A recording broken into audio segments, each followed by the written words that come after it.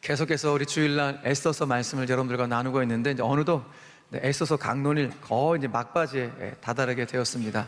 그동안 여러분들이 이 설교를 들으시면서 또 에스더서 말씀을 여러분이 나름 또 읽고 묵상하시면서 영적인 도전과 또 영적 교훈이 되는 메시지를 받으셨을 텐데요, 그 메시지들을 그냥 흘려보내지 마시고 단 몇 가지라도 가슴속에 좀 신비 가운데 새기시면서 말씀의 능력을 좀 경험했으면 좋겠다, 그런 마음이 있습니다.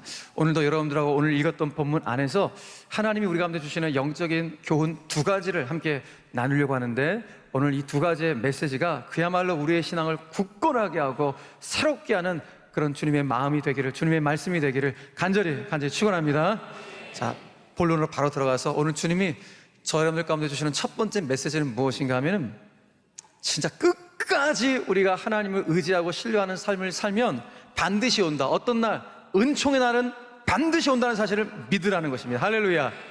예, 정말 끝까지 하나님을 의지하고 신뢰하는 삶을 살아가는 성도들은 하나님 반드시 책임지신다, 그리고 그날을 주신다. 어떤 날? 은총의 새날, 축복의 그날을 우리 가운데 주신다는 것이 오늘 본문의 메시지입니다. 자, 그래서 오늘 그 내용들을 함께 본문 속에서 하나하나 알아가도록 하겠습니다.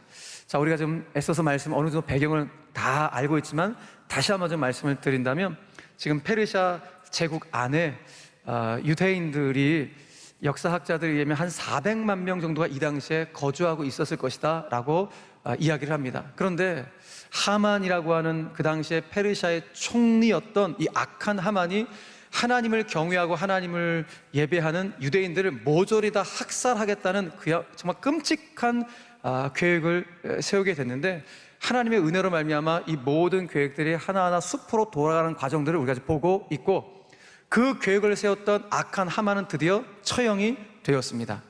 자, 악한 하만은 처형이 되었지만 하만이 세워놨던 유대인 학살 조서는 왕의 도장이 이미 찍혔기 때문에 이제 철회될 수가 없는 그런 상황이 되어버렸습니다. 이 당시에 페르시아 법상 왕의 조서에 왕의 어인이 꽝 찍혀지면 이건 어느 누구도, 왕조차도 취소할 수 없고 철회할 수 없는 것입니다.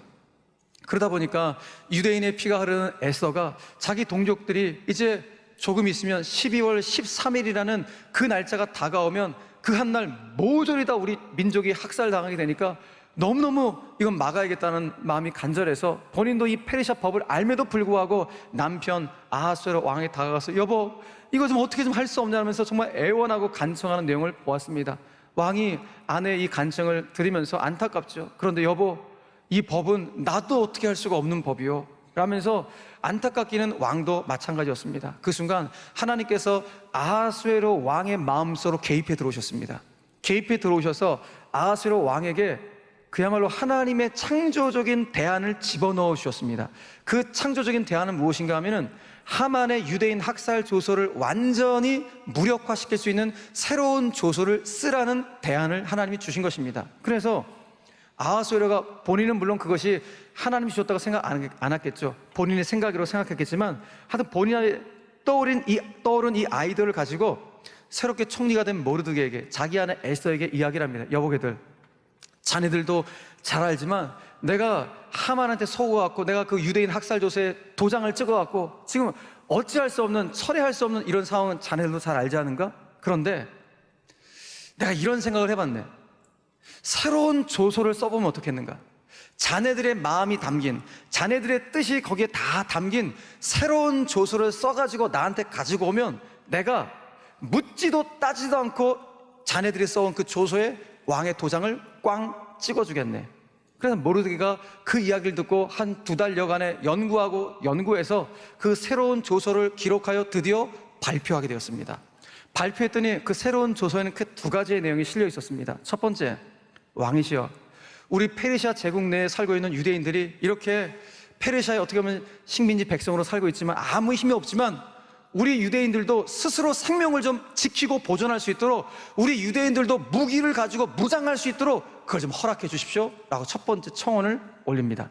두 번째 그 조서안에 담겨진 내용은 무엇인가 하면은, 하만이 유대인들을 학살할 날을 12월 13일로 디데이를 잡아놨습니다. 그런데 그 12월 13일이 오히려 우리 유대인들이 그 하만의 세력들을 도륙하고 처단하고 그 하만의 세력들의 모든 재산들을 다 탈취할 수 있는 날로 바꿔주십시오 라고 청원을 했습니다. 그러자 이 청원을 받았던 왕이 본인의 도장 어인을 꽝 찍어주게 된 것입니다.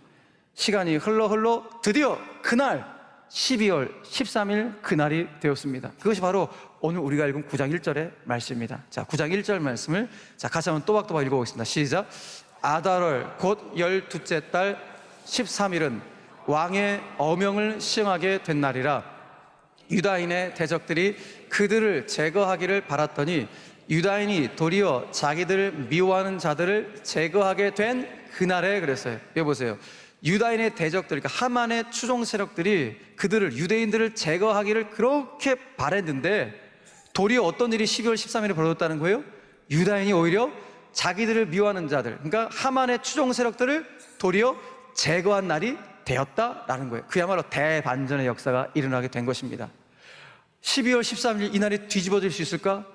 어느 누구도 희망을 갖지 못했지만 하나님이 개입해 들어오심으로 말미암아 이 죽음의 날이, 형벌의 날이라고 생각했던 그 죽음의 날이 오히려 생명의 그날로 바뀌게 되었습니다. 그러니까 하나님의 일하심으로 말미암아 모든 것이 다 역전되는 역사가 나타나게 된 것이죠. 그러니까 유대인들의 입장에서는 그들의 운명이 결정적으로 바뀌게 된 날이 12월 13일 그날, 그 디데이였던 것입니다. 유대인들은 이제 12월 13일이 다가올수록 이제 우리는 다 죽었구나 라고 공포와 두려움에 휩싸였는데, 하나님의 일하심으로 말미암아 그날이 도리어 죽음의 날이 아니라 생명의 날이 되고 은총의 날이 되고 축복의 날이 되는 역전승의 날이 된 것을 경험하게 되었다는 것입니다. 오늘 본문에서 모르드게가 그것을 우리에게 롤 모델로 보여주고 있습니다. 그는 정말 끝까지 주님을 신뢰하고 의지하는 삶으로 말미암아 하나님이 그의 삶 가운데 놀라운 축복을 주셨어요. 어떤 축복? 물론 그의 지위가 올라간 것, 대궐 문지기에서 페르시아 제국의 총리가 된 것, 지위가 한참 올라간 것, 축복일 수 있겠죠. 그런데 진짜 축복, 기가 막힌 축복을 모르드게가 받았어요. 어떤 축복을 받았는가? 자, 오늘 본문 4절 말씀 같이 한번 읽겠습니다. 시작. 모르드게가 왕궁에서 존귀하여 점점 창대하며 이 사람 모르드게의 명성이 각 지방에 퍼지더라. 아멘. 대궐 문지기에서 한 제국의 총리가 되었습니다. 여러분, 지위가 올라갔다고 해서 많은 사람들로부터 사랑과 존경받는 거 쉽지 않습니다. 오히려 시기와 질투의 대상이 되고 욕 먹는 일이 더 많은 것이, 지위가 올라갈 때 더 욕을 많이 먹어요. 그런데 오늘 모르드게는 그가 일하는 왕궁에서 점점 그 존귀함이 창대해지고 그의 명성이 더욱 확장되는 역사가 나타났대요. 그러니까 그가 일하는 왕궁, 그의 윗분인 왕에게, 상관에게 신뢰를 받고 많은 백성들에게 사랑과 존경을 받는 축복을 받았다는 것이겠죠. 저는 그래서 오늘 이 자리에서 예배드리는 사랑하는 모든 교우들 가운데 이 가을에 하나님, 우리 모든 성도들 가운데 우리도 모르게처럼 끝까지 하나님만을 의지하고 신뢰하는 삶을 살아가는 말미암아 우리에게도 은총의 그날이 오게 하여 주시고 많은 사람들로부터 귀중히 여김과 존경받음의 축복 또한 받을 수 있는 우리 모든 성도들 되기를 간절히 바랍니다. 오늘 그 기도의 제목을 올려드릴 수 있는 우리 모두가 되었으면 참 좋겠습니다. 자, 그럼 더 나아가서 오늘 본문 속에서 하나님 우리에게 주시는 오늘 핵심은 바로 이 내용인데요. 두 번째 내용은 무엇인가 하면은, 자, 저와 여러분들이 예수님을 믿어 신앙의 여정을 출발하는 그 순간부터요, 우리 앞에는 영적인 전쟁이 시작됩니다. 마귀가 우리를 가만 안 놔두려고 계속 달려드는 일들이 벌어지게 됩니다. 예수를 믿지 않는 사람들 가운데는 마귀가 터치를 안 해요. 왜? 가만히 놔둬도 자기 뜻대로 되니까, 마귀 뜻대로 되니까 가만히 놔둬요. 그런데 우리가 예수를 믿겠다는 그 순간 예수 믿지 못하게 하려고 어떻게든지 우리에게 달려와서 현혹하고 유혹하는 것이 마귀의 일들이에요. 그래서 예수를 믿는 그 순간부터 영적 전쟁은 시작이 되는 거예요. 근데 우리가 이렇게 신앙생활 잘해서 마귀를 대적하여 영적 전쟁을 승리하는 거 너무 감사한 일이에요. 그런데 어느 순간 영적 전쟁을 승리했는데 이 한 가지 때문에 영적 전쟁에 승리한 것이 수포로 돌아가는 일들이 벌어지게 돼요. 무엇 때문인가? 돈 때문에 그런 일들이 무너지게 되는 것을 보게 돼요. 그래서 오늘 두 번째로 주님 우리 가운데 주시는 메시지가 무엇인가 하면 이 내용이에요. 성도는 마귀와의 영적 전쟁이 돈 문제로 좌초되지 않도록 민감해야 한다는 것입니다. 우리 같이 한번 읽어볼까요? 시작.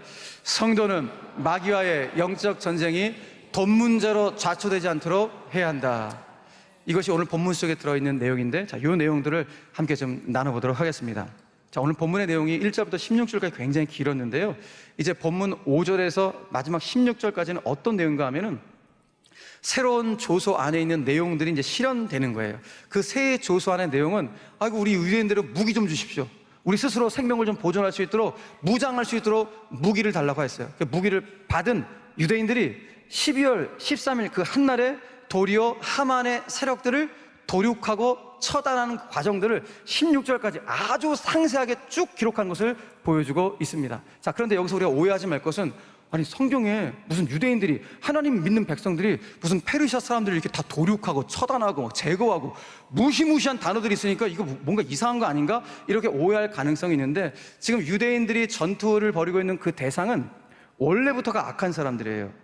본인 유대 백성들 400만 명을 다 학살하려고 그 계획을 세웠고 그 계획을 실행에 옮겼던 사람들과 전투를 벌이고 있는 것입니다. 자, 이 전투의 과정 속에서 유대인들이, 무장한 유대인들이 그 하만의 세력들을 어떻게 처단했는지가 기록되어 있는 것이죠. 그래서 페르시아 수도에 있는 수산성에 잔존하고 있는 하만의 세력들 500명을 처단했다라고 기록하고 있고, 그 500명의 군사들을 이끌고 있었던 리더들이 있었는데 10명의 리더들이 누군가? 하만의 아들들 10명을 제거했다라는 이야기가 나와요.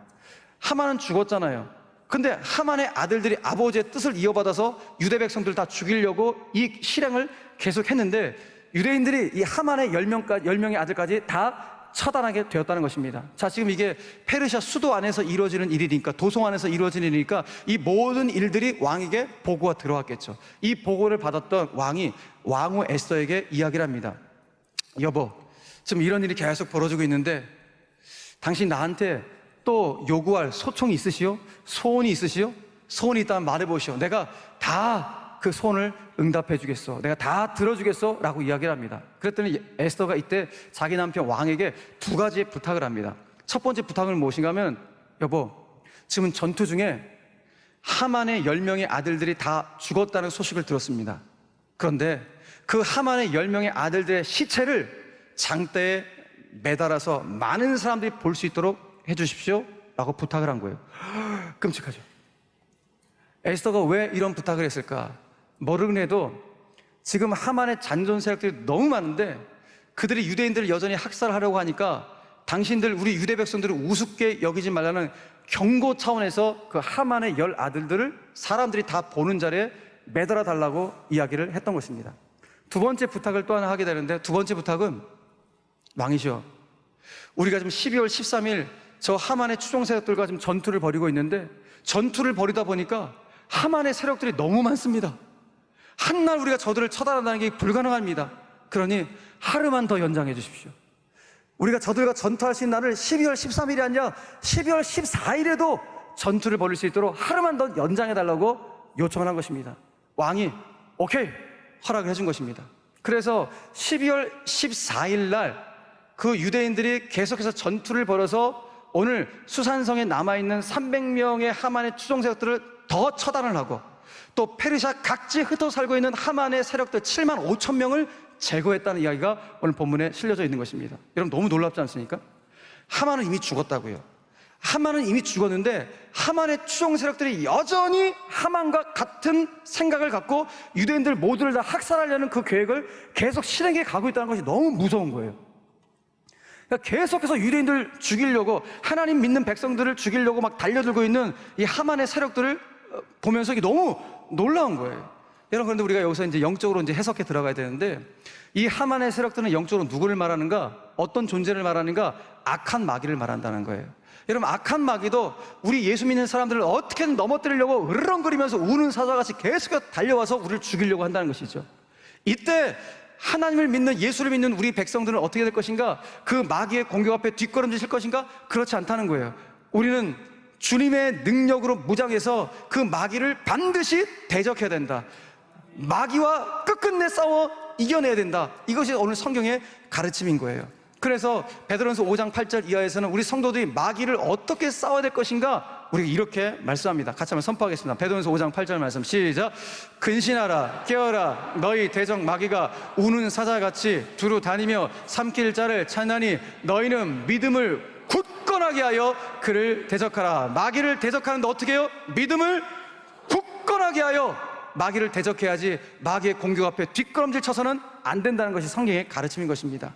그런데 이 마귀의 대적 앞에 믿음을 굳건하게 되는데 도대체 이 굳건한 믿음을 어떻게 갖출 수 있을 것인가? 마귀를 대적하기 위해서 구체적으로 우리가 좀 갖춰야 될 것이 무엇인가? 사도 바울은 이것을 이렇게 말을 합니다. 에베소 6장 11절 말씀도 같이 한번 읽겠습니다. 시작.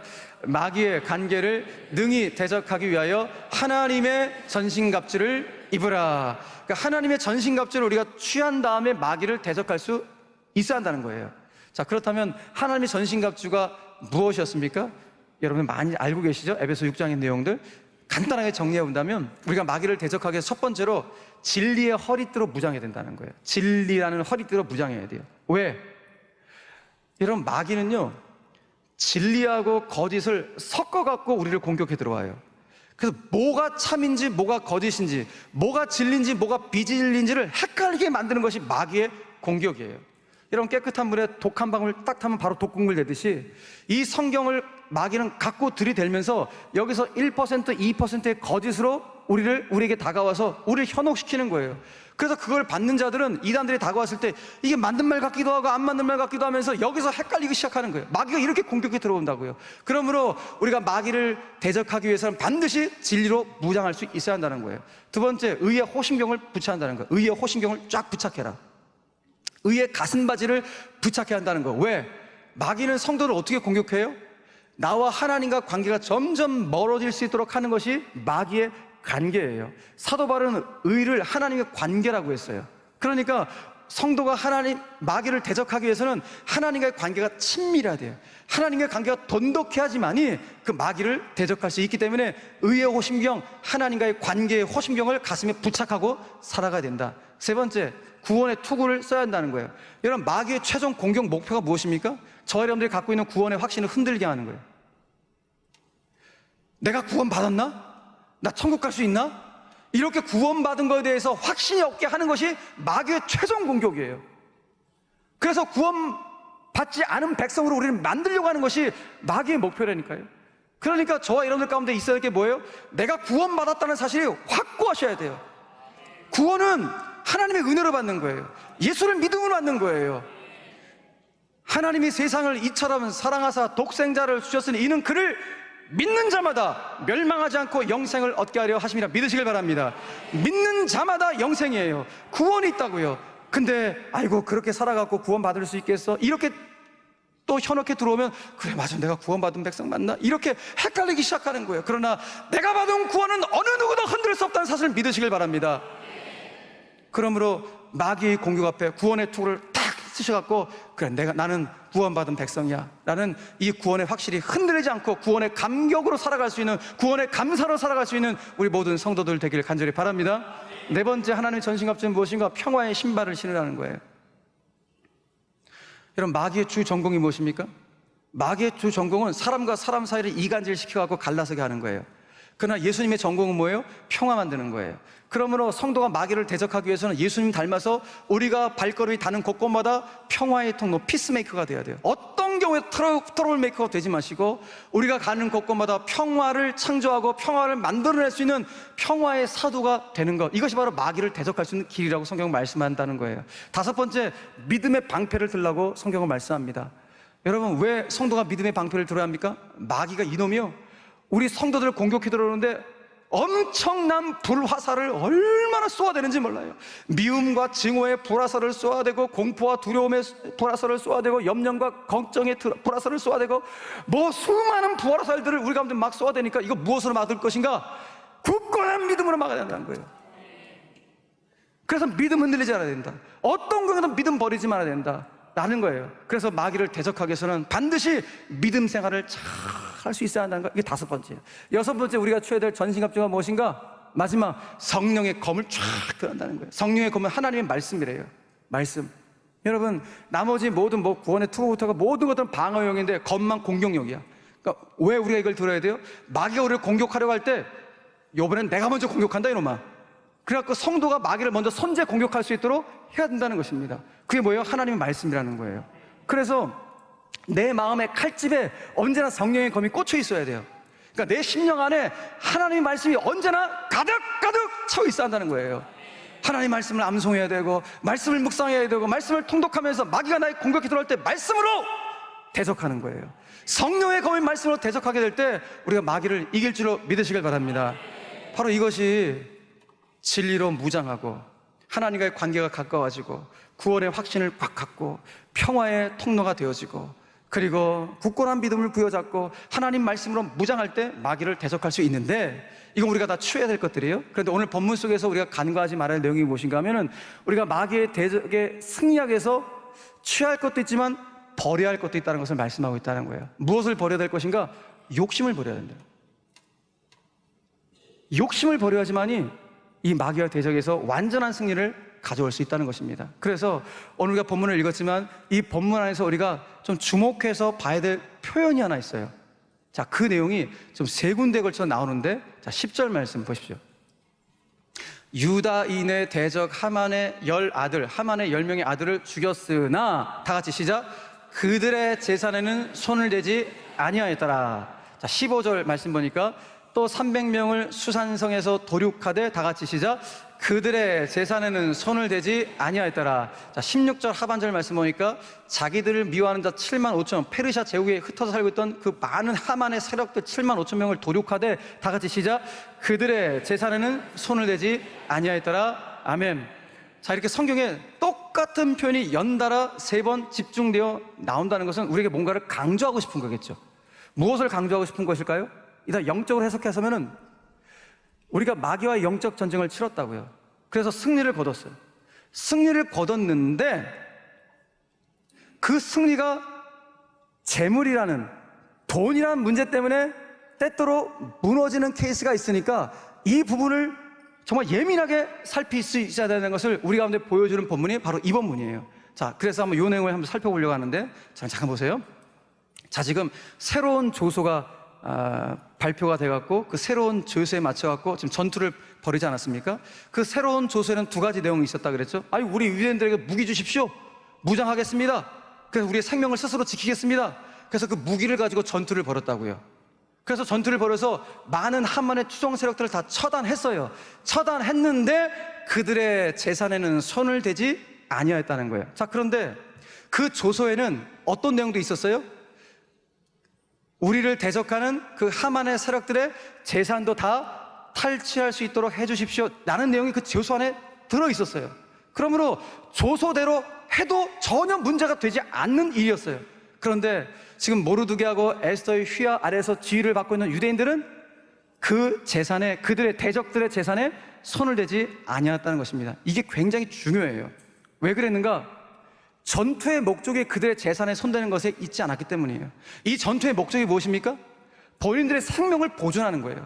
자기 민족을 좀 학살하려고 하는 그 악한 세력들로부터 적어도 본인들의 생명을 좀 보존하겠다는 것이 이 전투의 목적이지, 그들의 재산을 손대서 탈취하는 것이 목적이 아니었기 때문입니다. 자, 그러므로 우리들도 신앙의 목적이 분명해야 되고, 우리가 영적 전쟁을 할 때 목적이 분명해야지만이 계속해서 승리를 거두게 되지, 이 목적이 흐지부지 되어지면 어느 순간 그 승리가 물거품으로 숲으로 돌아가는 것을 우리가 볼 때가 있다는 것입니다. 여러분, 신앙생활 하다가 막 영적으로요, 막 기쁨이 넘쳐나고 예배에 감격이 있고, 와, 이제 나도 좀가 이제 신앙에 좀 견고함 갖고 살아가겠다, 막 승리를 막 외치고 이럴 때 있거든요.